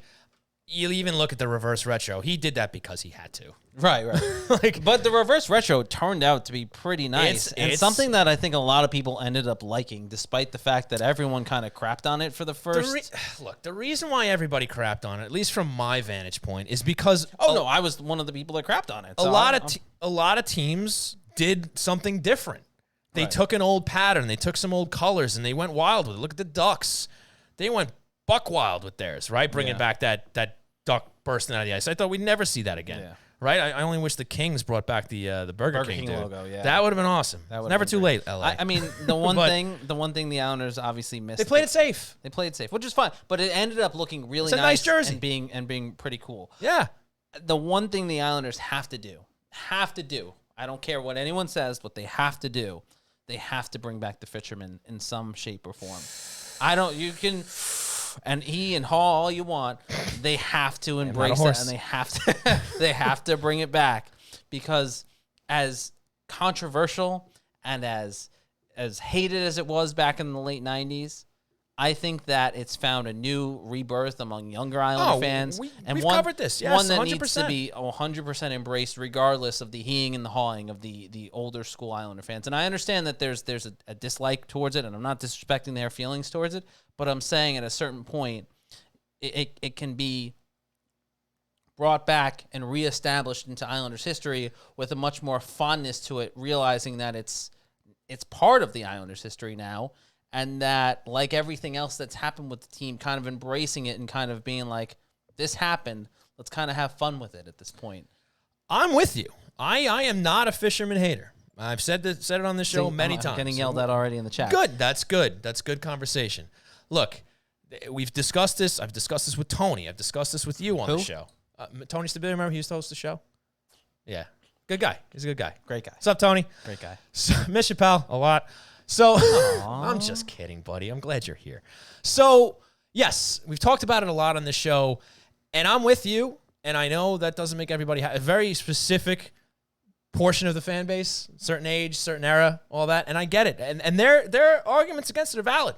Absolutely. I understand where they come from, for sure. Islander fans could embrace, in some way, John Spano after the Kevin Connolly documentary, the 30 for 30, then I think there's a way we can find for the organization to kind of re-embrace the fisherman jersey. Well, look, Garth flirted with it a little bit when they used it as a warm-up jersey one night, at least one night, maybe a second night, but at least one. Then Lou came in, and I figured this organization would not touch that logo, that uniform, with a 10-foot pole. I think Lou is without knowing the dude, I think Lou would be very much on the side of the people who want nothing to do with that jersey, its look, the era that it represents. But we have started quite the conversation. Good. This is what I like to see. But I was very surprised to see that since he has taken over, they have not been shy about selling the merchandise.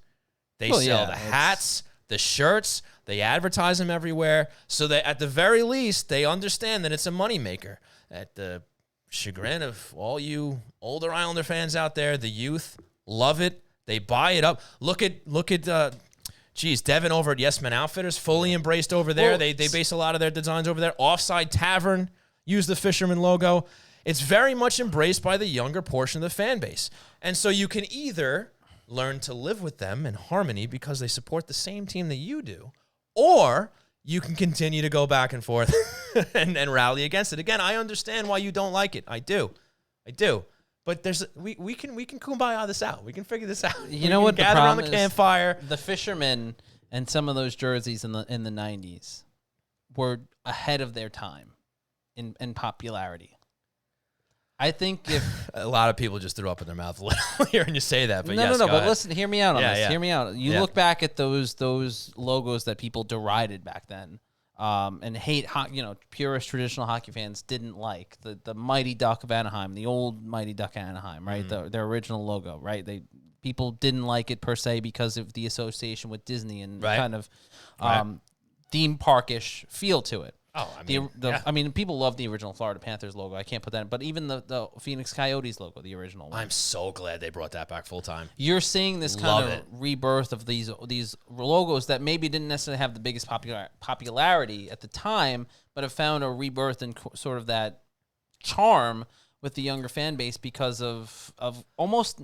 Granted, I feel like I'm about to kind of negate my entire comment here, but the nostalgia to it, but also, those logos have become a bit of a fashion sense. They're popular because they can get all sociology on everybody. But like when I was growing up, I guess when I was like the age of a lot of people that have embraced the fisherman colors and logo now, like 80s nostalgia was huge for people of my generation. 80s nostalgia is huge again.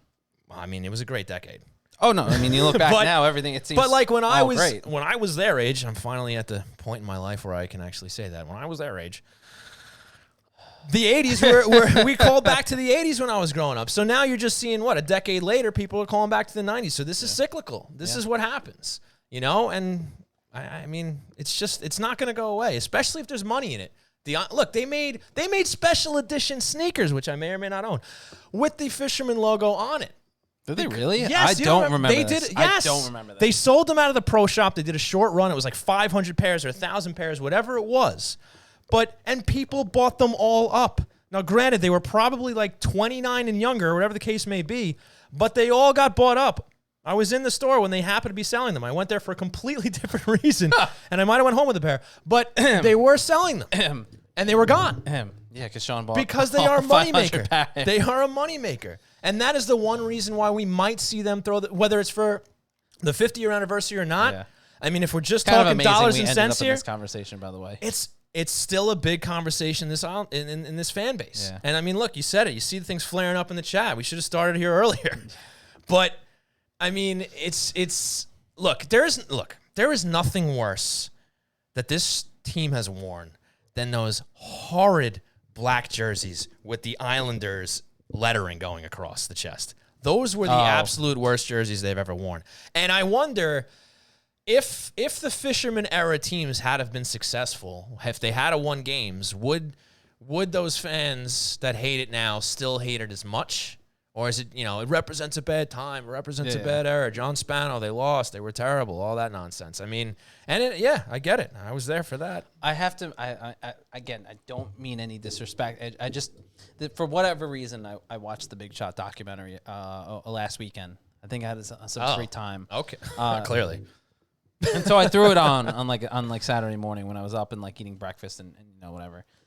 And obviously Kevin Connolly does a phenomenal job of kind of highlighting all the craziness that was going on in addition to John Spano's thievery of people's time, of people's money, of just being a scumbag. That's what John Spano was and continues to be this day. He's a scumbag for a lot of reasons. Tricked a lot of people. I mean, beyond the Islanders, the guy bamboozled people Hoodwinked. Out of money after he was arrested. Right. It's a whole thing. Mm-hmm. But for whatever reason, one of the scenes that have always stuck out in my mind, and I've always laughed to this day, is they're talking about the stick, Save the Islanders Coalition. Oh, and when they're protesting and marching, I think that was Hempstead Turnpike right in front of the Coliseum about the logo change. Yeah. And they found this great shot, this great footage of, I guess, an interview with must have been one of the local TV stations or something. Okay. And it's an Islander fan upset about the logo change, and he's talking about how it's disrespecting the history of the team. And in the most Long Island accent ever, the guy goes, "What do they think we are here?" And well done. I could not stop laughing from the day I saw that to this day, because the idea of the Fisherman was to embrace what part of Long Island was. And Long Island did have a large fishing and maritime history to it. There's no question about it. And they wanted to kind of embrace that East End part of Long Island. Yeah. And that's part of Long Island. Yeah. And a lot of you listening that don't like the jersey, you fish out there. A lot of you have boats. You're out there doing fisherman stuff. But for whatever reason, that just stuck out to me because it was so comical in its delivery. I mean, it's the most Long Island thing ever, and obviously Long Island gets made fun of all the time in different popular culture references. You know, there's a clip going on. You don't have TikTok because you're old, but anyone who's on TikTok or has seen TikTok, there's or social media in general has seen that there's this clip from, I forget if it's a Netflix movie or something like that, and they are just it's Steve Martin and I forget who the other famous comedic actor is. Martin Short? Martin Short. I think it was actually Martin Short. How about that? And they're in a car and they're just making fun of Long Island. I think they're on Long Island or something. Okay. If you've been on social media in the last couple of weeks, you've seen it. But Long Island has this kind of stereotype, obviously, and that guy. I don't know how they found that footage, but that guy was every Long Island stereotype in one. And I've just always remember that from the Big Shot documentary. And again, I apologize to the people that hate the logo, hate that time, that era in Islanders history. I get it. It was a very bad time to be an Islander fan. The team was atrocious. They were. There was chaos all around. There was. So I understand the hard feelings. Yes. But at the same time, as things often do, things have come kind of full circle. The same thing with Zdeno Chara coming back to the Islanders. Wouldn't it be funny if he ends up wearing one before his new era with the team is out? Like if he sticks around next year and they do some kind of like one game off shot or even like a warm up off shot, and we see Chara in a fisherman jersey again. I mean, talk about like truly coming full circle. Listen, I mean, I appreciate everyone who stuck around for this conversation because we somehow segued from going through listener questions to really going off. It was the the rails 50th anniversary question. That's how we got here. But that's how we got here.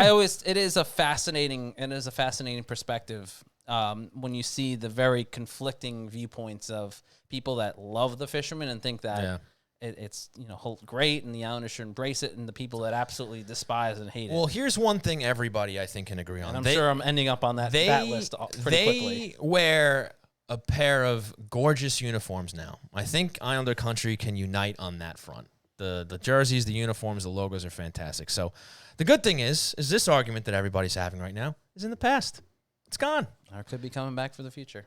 I say change the whole logo. Change the uniforms, change the logo. And just put a giant bagel with bacon, egg, and cheese in the middle as their logo. Well, somebody's ears just perked up, I'm sure, in the chat. But look, it's the Blue Line Deli patch right in the corner. Why not? It's a fun discussion. I see the hate. I see. I get it. Sal I feel bad for Sal because I'm not trying to be a jerk. I'm genuinely not trying to be a jerk about this. I get. Would it really bother you if they just wore a warm-up jersey once next year to honor it in the 50-year anniversary? Look, neither one of us are saying bring it back and wear it on any sort of regular basis. Well, he is because he loves chaos. I do too, but. I mean, they probably will. They'll probably recognize it. They'll probably recognize the other jerseys, too. I saw I think Matt mentioned the orange jerseys. I liked them. I thought they could have done jerseys? Yeah, I guess the pumpkin jerseys, a lot of people call them. It was a missed opportunity. I've said this, I think, with Tony in the past. Like, I would love to see a great orange uniform with this team, but they didn't exactly nail it with that last one, and I don't know if they'll ever give it a shot again. But I would love a great orange jersey. Maybe one day. We'll see. A little third or fourth or fifth jersey. Who knows? And I think that does it for our listener questions because we have really taken ourselves off the rails, and I don't think there are any more questions. Everybody's talking about it. Everybody's talking about it. It's all good. It's all good. And the beauty of it is, if you get to this point in the show and you're listening back, you can just click the off button. You can click stop. No, you should listen to the No, you should. You should. It's great stuff. Don't encourage. It's great stuff. Yeah, look, stuff. we give people options here. It's fine. No, I don't want. We're very comfortable. Listen to the whole thing. All right, so now that we've wrapped that up, and I can't wait to look back at the chat. And we've offended every Islanders fan. I have faith that our viewers and listeners are reasonable people, and this is just a good discussion about the history of the New York Islanders. Sure. Or not. It's Islander country. So before we wrap it up, Christian, ladies and gentlemen, is there anything else we briefly want to talk about before we go? Or are we good? I'm very excited to see preseason action. I know people don't love preseason. I think this is the first time for it. in my career I think I've ever been excited for the preseason. Because again, it's that sense of normalcy. Being back in the rink is always a great treat. And Yeah. I am, as much as there isn't a lot of intrigue, the things that are intriguing about the Islanders roster and some of their roster decisions, I am very intrigued about. I'm intrigued to see what Leo Komarov's role will be with this team this season. I'm intrigued to see, can Michael Dal-Cole find a spot on the roster after everything he's been through, the ups and the downs in his career, the opportunities he's been given, the opportunities he's kind of lost and been taken away. Where does he end up this year? Sure. I'm intrigued to see how the Noah Dobson Zdeno Chara pair works out, and I'm curious to see how Andy Green paired with insert player here. And Scott if Mayfield. Noah Dobson is ready to fill Nick Leddy's shoes. Yeah.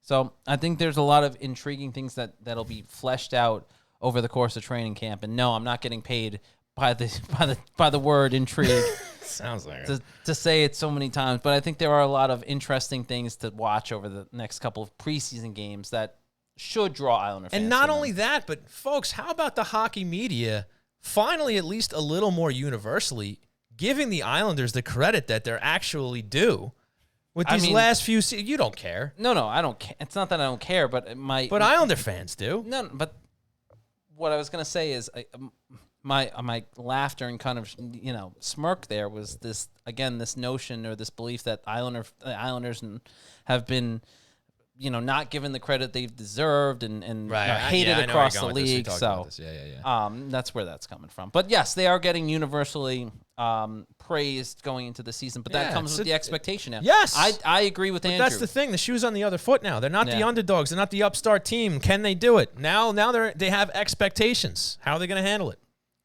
I was going to say, I agree with Andrew. I think this year it's at this point, I don't even think it's Stanley Cup final or bust. It's Stanley Cup or bust because at this point, the window is closing. It's not wide open.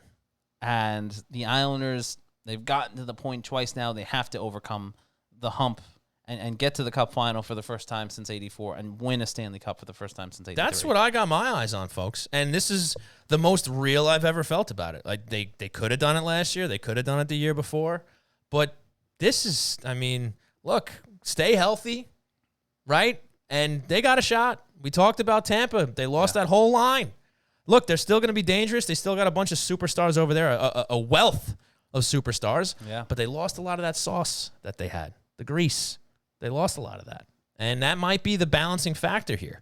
And you have, again, I've said it before, you have a roster where there's really no weak links, especially in the forward group. Now you can maybe complain a little bit about the defensive group with the age, maybe the foot speed. Mm-hmm.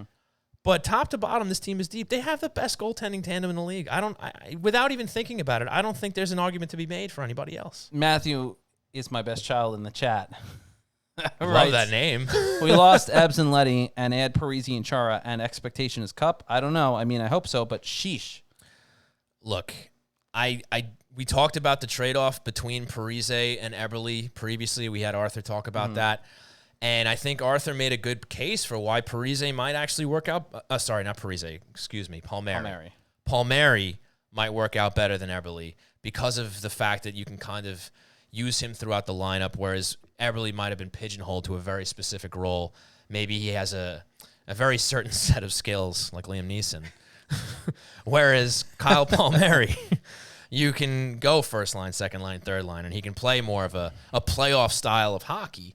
And Eberle had his points in the playoffs, but we saw this past playoffs where Palmieri really came into his own once they hit that grinded-out playoff style of hockey. And yes, look, I'm not saying Chara is an improvement over Leddy. I said it last week after the news broke. Right. I wish they could have done better than Chara. As much as I like him here, as much as the positives as we've highlighted on this show, all in all, I think they could have done better. They still can, maybe by the deadline. We'll see. This may still be a long-term work in progress as far as this season goes.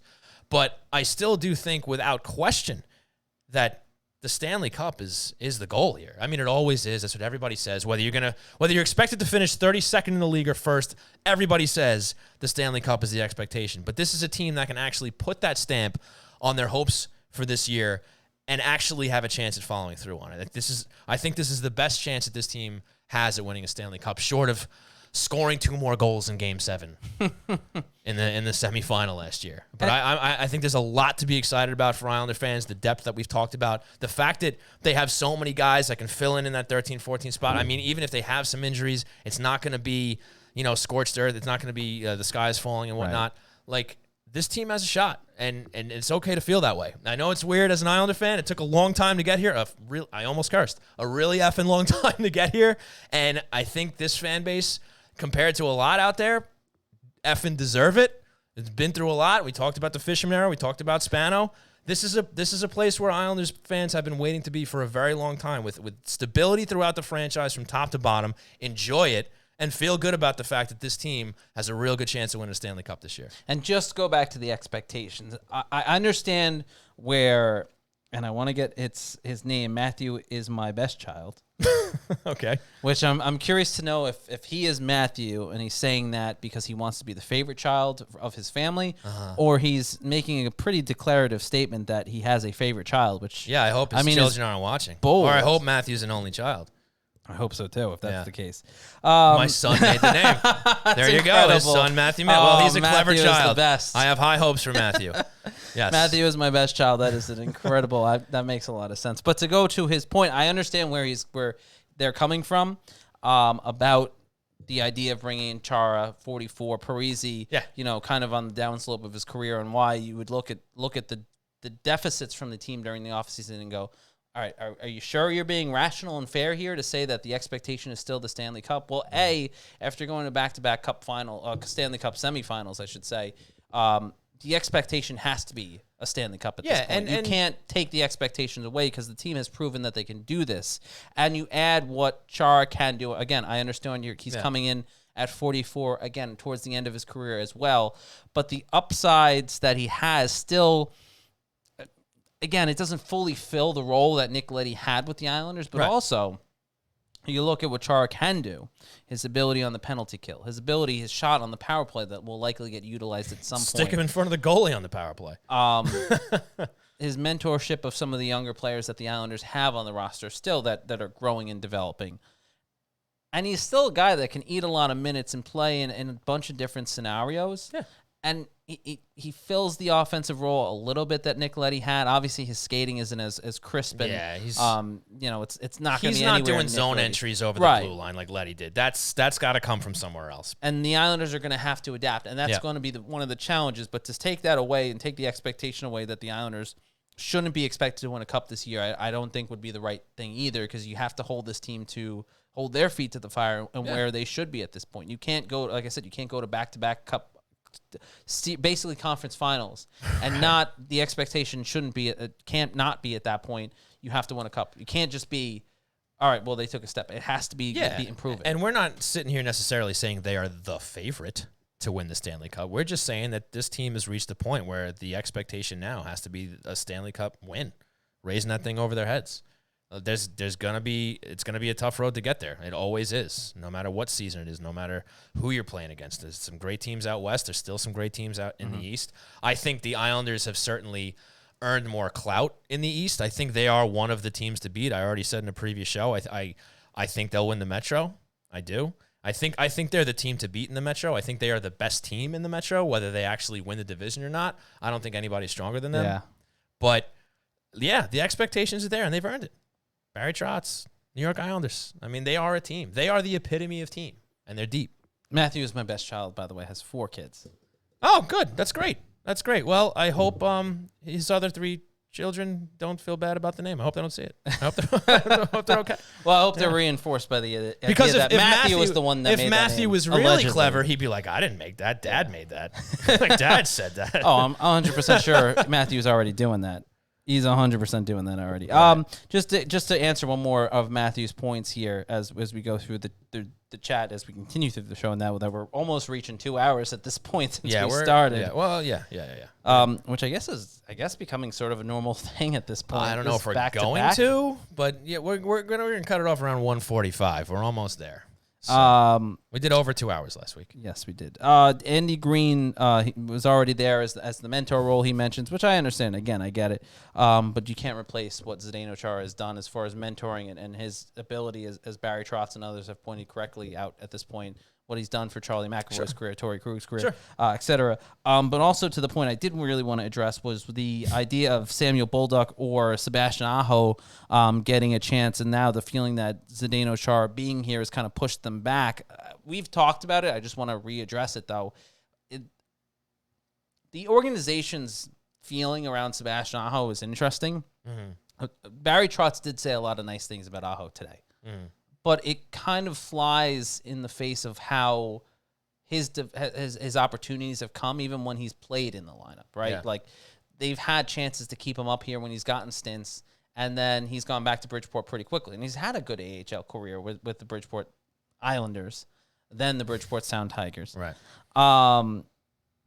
And Samuel Bolduc, again, he's right now he's a little banged up, so we're not really sure when he's going to get onto the ice and work with the team. But two, as young as he is, he wasn't getting thrust right into the lineup out of the gate in camp. So to put that idea of, well, Bolduc is getting pushed out, I don't think that's the case. I think the Islanders have been pretty cognizant with bringing up their young players more steadily and with more of cautious mindset to it.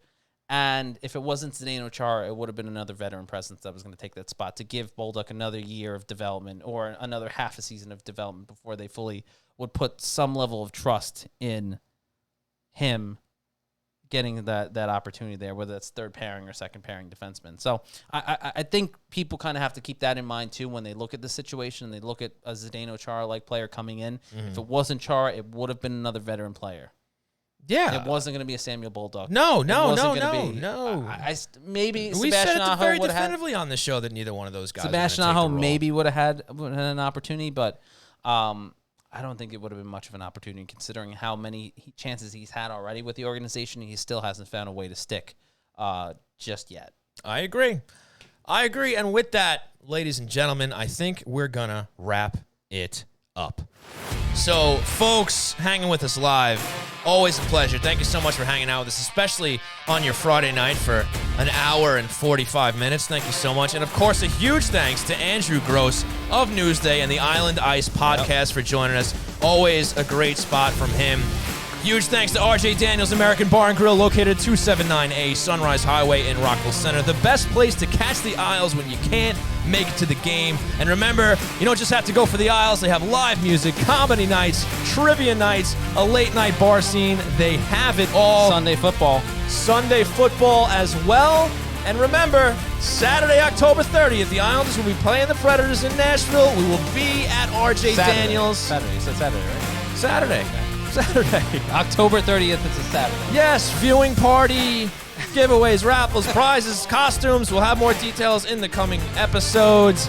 And, of course, a huge thanks to Blue Line Deli and Bagels, located at 719 West Jericho Turnpike in Huntington, official partner of the New York Islanders and the greatest deli around. Check out the menu at BlueLineDeli.com for their great selections and hockey-themed heroes. And, of course, a huge thanks to Ty Technology, a voice-over IP company providing phone services for businesses across the country.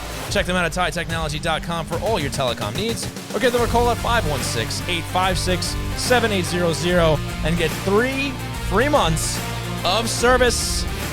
Big thanks to you, Christian, for being here. You're a big part of the show. Thanks. So, yeah, it's great.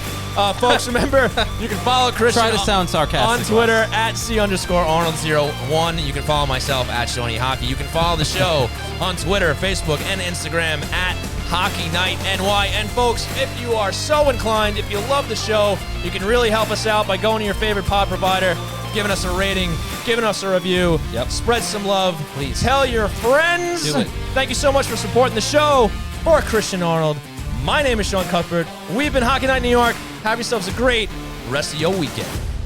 Bye. That was perfectly timed. It's like we Right had as it the all music planned. ended. How about that? That's what I do, baby. I don't know if you had much to do with it, but all right. Well, good night, everyone.